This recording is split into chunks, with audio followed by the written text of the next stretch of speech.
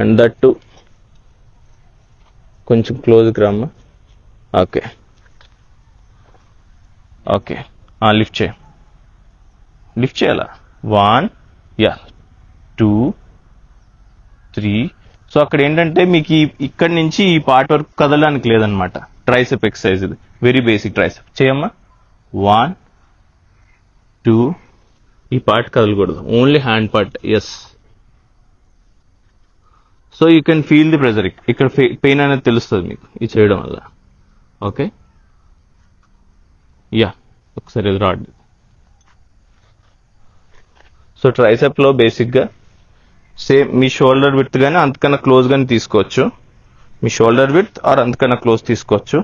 So shoulder width అనుకుంటే just 1 2 3 4.